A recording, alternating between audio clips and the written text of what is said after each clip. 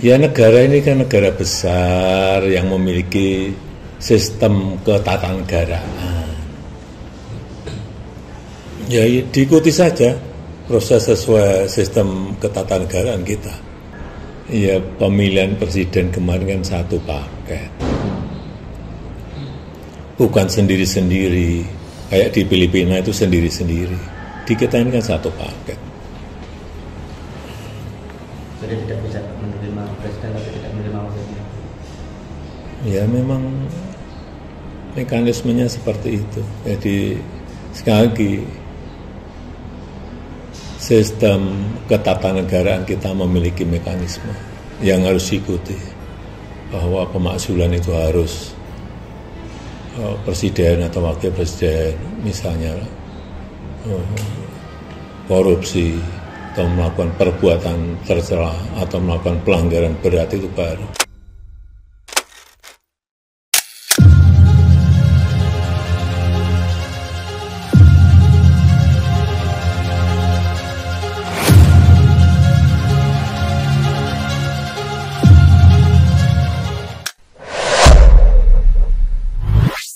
Bismillahirrahmanirrahim. Assalamualaikum warahmatullahi wabarakatuh. Pemirsa Masumi TV, Ahmad Yani Channel, dan Matra 64. Sore hari ini kita jumpa lagi untuk suatu diskusi yang sangat menarik. Ini tentang pemakzulan Gibran.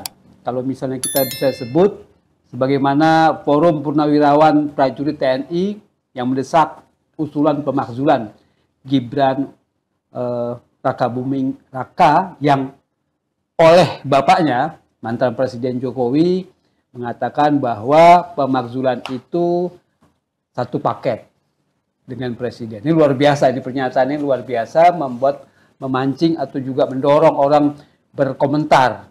Ya, ternyata benar, beberapa pakar ilmu politik dan juga pakar hukum tata negara seperti Mahfud MD menyatakan bahwa itu tidak satu paket. Beda dengan urusan pemilu, pengusulan atau pencalonan presiden dan wakil presiden satu paket. Tapi kalau soal pemakzulan itu terpisah. Nah, untuk bahas ini kita akan mendengarkan bagaimana ulasan dari Pak Ketua Umum Partai Masumi yang juga pakar hukum tata negara, Pak Dr. Ahmad Yani SIMA. Assalamualaikum. Waalaikumsalam warahmatullahi wabarakatuh. Kang Eri, memang ini menjadi rame. Iya. Rame ini memang secara resmi Purnawirawan TNI dan tokoh-tokoh ya kan, tidak hanya itu telah mengajukan surat resmi, baik itu ke lembaga DPD, Dewan Perwakilan Daerah, ke Majelis Permusyawaratan Rakyat, dan ke DPR. Dan bahkan pada beberapa waktu sudah diagendakan untuk membacakan yang namanya surat-surat masuk. Satu di antara surat masuk itu adalah surat yang diajukan Purnawirawan dan beberapa tokoh tersebut. Dan menurut saya itu hal yang lumrah. Setiap surat masuk memang dibacakan. Karena itu adalah kewajiban, ya, kewajiban Dewan Perwakilan Rakyat itu untuk menerima. Bahkan pada periodisasi saya itu, kita membuka Komisi 3 itu karena banyak laporan-laporan masyarakat. Biasanya mekanismenya itu melalui birokratif, ya, birokrasi ke sekjen ke pimpinan, dan itu akan memakan waktu. Nah, kita pada waktu itu meresponsif. Setiap ada yang demo di depan DPR atau yang datang, maka kita terima. Nah, oleh karena itu mekanismenya pada waktu itu, kalau ada pimpinan Komisi 3, maka pimpinan. Kalau tidak, maka di antara anggota-anggota itu yang menerima. Bahkan saya itu beberapa kali ya kan menerima dan bahkan ikut keluar menemui para demonstran yang menyampaikan aspirasinya. Dan itulah hakikatnya memang anggota dewan. Anggota dewan itu adalah dia perwakilan rakyat. Namanya Dewan Perwakilan Rakyat. Betul. Artinya dia adalah wakilnya rakyat. Yang berdaulat penuh itu adalah rakyat. Anggota dewan ini adalah wakilnya rakyat. Jadi menjadi aneh kalau anggota dewan tidak menyerap aspirasi. Bahkan diberikan biaya oleh negara. Pak Eri, negara itu membiayai anggota dewan untuk menyerap aspirasi. Itulah yang pada waktu reses. Itulah mereka turun ke dapil, ke masing-masing. Nah, ini nggak perlu turun lagi, orang datang, ya gitu, seperti itu, rakyat datang. Nah, jadi itu diatur oleh konstitusi kita, Kang Eri. Nah, menyangkut masalah ini tentang Gibran, yang terus direspon oleh Mr. Jokowi. Ya kan dia mencoba kalau orang naik kapal, terus kapalnya karam, ya kan, apa namanya, untuk menyelamatkan diri, apa aja yang bisa ditangkap, ya kan, nggak ada kayu, apa pelampung yang bisa diraih, yang bisa diraih, kaki orang, semuanya, supaya dia tidak tenggelam sendiri. Sekarang secara naluriah, secara kebapaan, ya wajar-wajar saja. Persoalannya, apakah secara konstitusional kita, berdasarkan konstitusi kita, seperti itu. Kenapa? Karena yang ngomong ini adalah Jokowi. Yang ngomong ini mantan presiden. Ya, jadi apapun kualifikasi keilmuannya, pemahamannya, atau kepintarannya, atau sebaliknya kedunguannya, seperti apa yang dikemukakan, kan itu kan ada pintar pasti ada dungu, harus seimbang, kan? Ada imbang. Baik kepintarannya ataupun kedunguannya, dia harus memahami, karena dia pernah menjadi orang nomor 1, bukan hanya pernah menjadi panglima tertinggi dari 3 matra, ya, matra angkatan laut, angkatan udara, dan angkatan darat. Nah, menurut saya agak memprihatinkan pernyataan itu. Oh, artinya itu nggak tepat gitu ya? Bukan tidak, sangat tidak tepat. Sangat tidak tepat. Iya kan, sangat tidak tepat dan keliru. Sangat tidak tepat dan keliru. Kenapa? Berbeda. Tadi betul, baik yang namanya siapa namanya Siti Zuhro, Siti Zuhro, Pak Mahfud, yang lainnya beda ini. Bab yang namanya pencalonan. Memang diatur oleh konstitusi. Diatur konstitusi itu adalah syarat calon presiden dan calon wakil presiden karena satu paket dalam proses pencalonan dan pemilihan. Betul. Tapi dalam melaksanakan ya kan tugas tupoksinya ya berbeda-beda. Presiden dan wakil presiden beda. Walaupun kalau kita mau jujur, ini mau jujur, di konstitusi kita ini tidak mengatur tupoksinya wapres. Wapres ini baru berjalan apabila presiden berhalangan atau presiden berpergian ke luar negeri. Dibuatlah namanya wakil presiden menjadi presiden ad interim. Pernahkah terjadi? Pernah. Zamannya SBY. SBY waktu di luar negeri, maka ad interimnya adalah Pak JK. Tapi sepanjang hampir berapa bulan? 6 bulan, 7 bulan ya. 6 bulan sudah lalu kan. Masa kepresidenannya Pak Prabowo. Pak Prabowo kan udah bolak-balik ke luar negeri. Nggak ada mandat. Tidak pernah dia memberikan mandat itu. Bahkan dia memimpin rapat langsung seperti itu. Kita tidak tahu, ya kan, latar belakangnya seperti itu. Nah, oleh karena itu maka kita harus, udah rujukan kita apa? Ya rujukan kita konstitusi saja. Di konstitusi itu jelas pasal 7A itu mengatur. Nih, kita baca nih. Jangan sampai salah. Ini. Presiden dan atau, baik dia presiden dan atau wakil presiden. Artinya apa? Dan atau baik dia satu paket, presiden dan wakil presiden, maupun masing-masing. Ya. Baik presiden sendiri maupun wakil presiden sendiri dapat diberhentikan dalam masa jabatannya oleh Majelis Permusyawaratan Rakyat atas usul Dewan Perwakilan Rakyat, baik apabila terbukti telah melakukan pelanggaran hukum. Jadi dia terbukti melakukan pelanggaran hukum, baik itu presiden sendiri dan ya kan, atau wakil presiden sendiri dan atau kedua-duanya. Itu bahasanya itu bersama-sama. Ya. Melakukan apa pelanggaran hukum berupa apa pelanggaran hukumnya?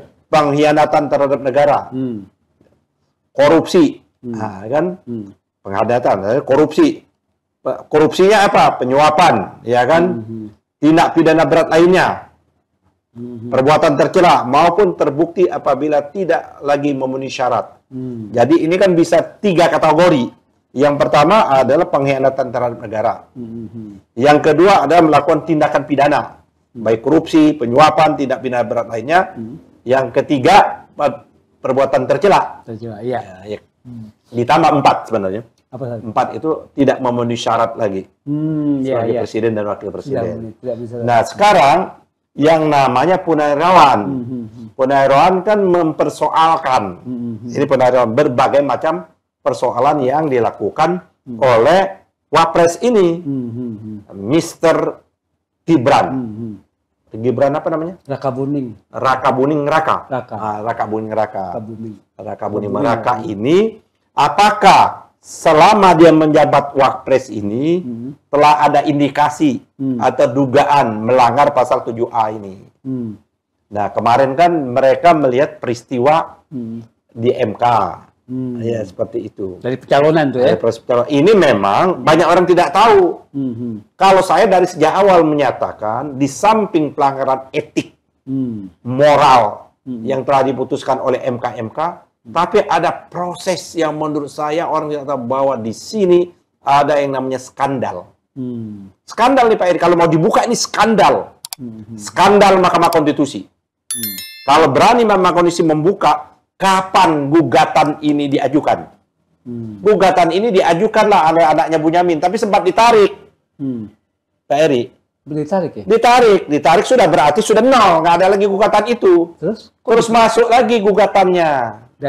Masuk baru dari yang sama juga. Masuk lagi artinya harus mulai lagi dengan tahapan pendaftaran. Dan itu dilakukan pada hari libur. Bisa dicek. Harusnya didaftar pada nama register perkara, diproses di persidangan dulu, ya kan? Baru setelah itu diputus. Ini tidak ada proses itu. Dia pakai nomor yang lama. Nomor lama sudah dicabut. Gitu. Nomor register ini secara hukum administrasi. Betul. Udah dicabut. Karena sudah, artinya nomor itu sudah tidak ada lagi. Tapi kok masih dipakai? Ini kan berarti ada keterlibatan di proses kesekretariatan. Harusnya dicek siapa yang memerintahkan kesekretariatan ini menerima pada hari libur. Terus siapa yang memerintahkan bahwa sekretariat ini tetap memakai nomor yang lama. Kan ada nomor-nomor, setelah dicabut kan ada gugatan-gugatan baru. Yang lain ya. Iya, seperti itu. Terus ditunjuk dong hakim yang untuk memeriksa dulu, sisanya ini. Diperiksa dulu. Oke, nggak tunjuk. Artinya ini perkara ini harus diperiksa dulu. Nah, setelah diperiksa baru ada rapat permusyawaratan hakim. Ini nggak sekonyong-konyong rapat memutuskan kayak gitu loh.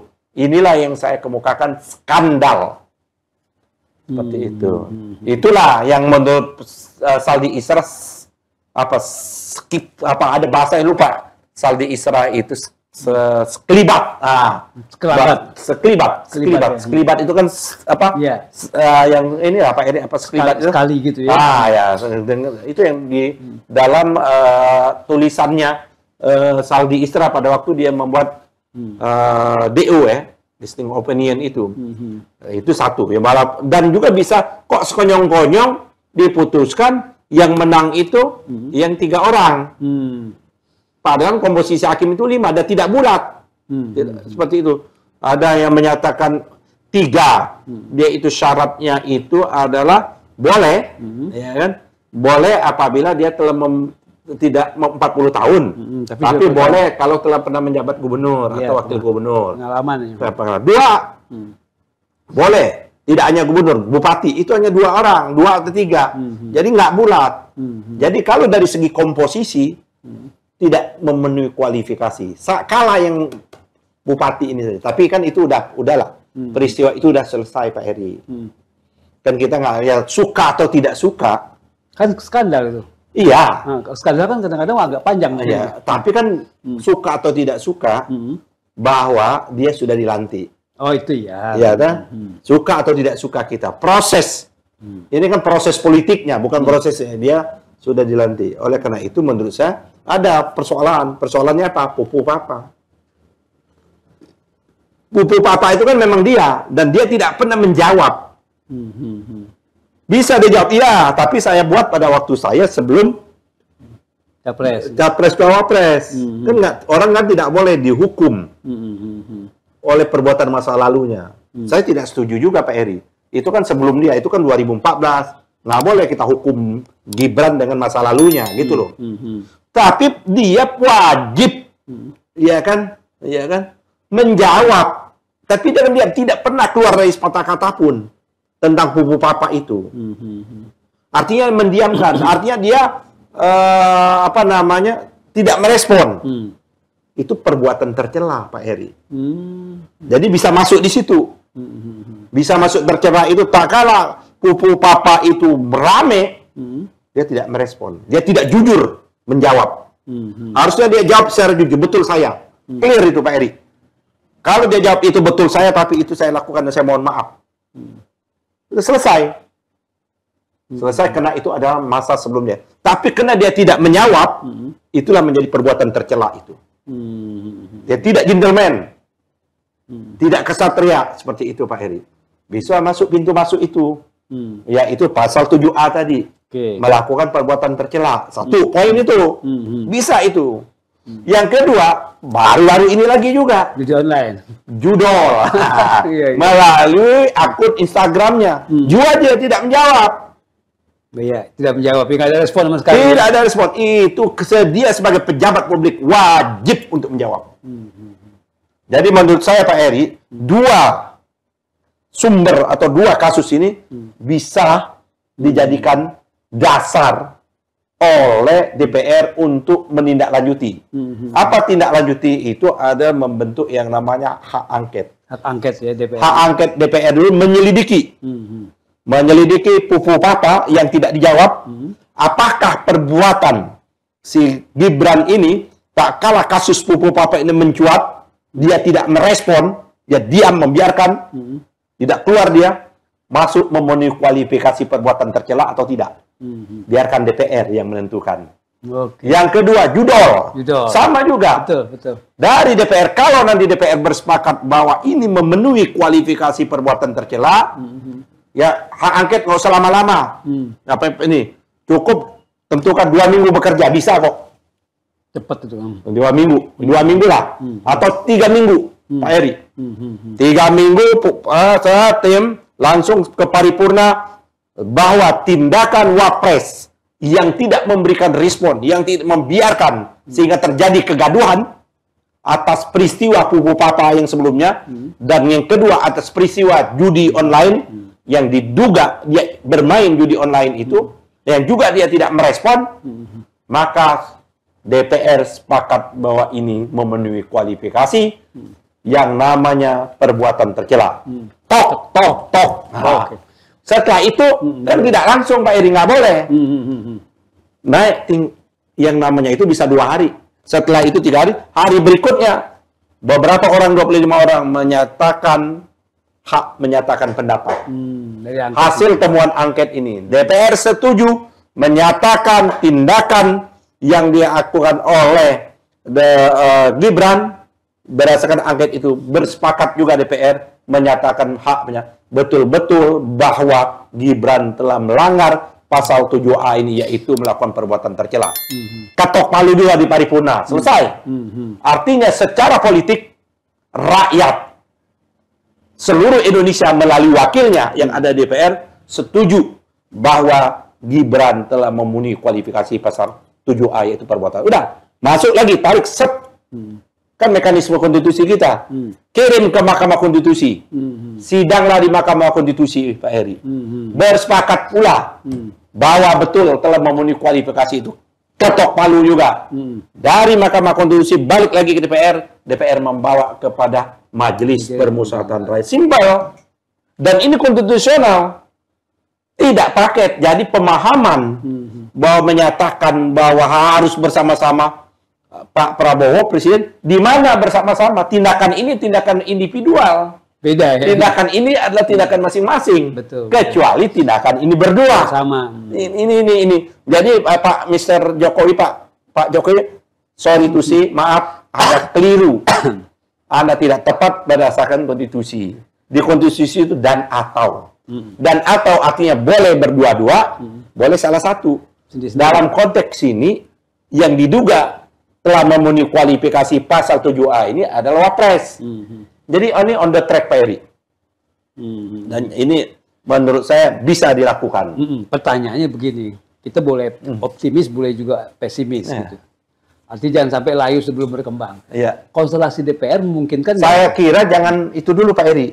Jangan kita bicara konstelasi. Sekarang ini sudah bergilir di DPR. Sudah dikirim surat secara resmi. Tinggal DPR beberapa orang selidikinya dulu melalui hak angket dulu. Kita baru tahu nih angket ini berjalan. Kalau kita lihat dari statementnya Presiden Prabowo, kita lihat statementnya. Sampai saat ini saya tidak mendengar atau belum menemukan pernyataan Pak Presiden Prabowo menyatakan stop, udah jangan. Nggak ada. Bahkan Presiden Prabowo menyatakan salah. Salah alamat. Alamat yang tepat itu ada di DPR untuk menyampaikan surat itu. Oh, yang kemarin itu ya, kan itu dong. Iya. Artinya Pak Prabowo menyatakan silakanlah sesuai dengan mekanisme konstitusi. Di DPR aja gitu. DPR, dan itulah yang benar, Pak Eri. Dan itu sudah dilakukan. Dan itu sudah dilakukan. Bahkan justru kalau Pak Prabowo malah menghalang-halangi, perbuatan menjadi tidak benar. Menurut saya udah proporsional. Udah proporsional, sudah pada tempatnya. Presiden Prabowo menyatakan kalian salah kamar. Kamarnya ada di DPR sesuai dengan pasal 7A tadi, Pak Eri. Jadi udah kita lihat aja. Ini kan biarkan bergulir. Iya. Seperti itu. Artinya kalau Presiden Prabowo seperti itu, konstelasi kelihatannya memang mengarahkan ke... kita nggak usah berasumsi. Kita nggak usah berasumsi. Kawan-kawan DPR, saya kira, ya kan, dia mewakili seluruh Indonesia.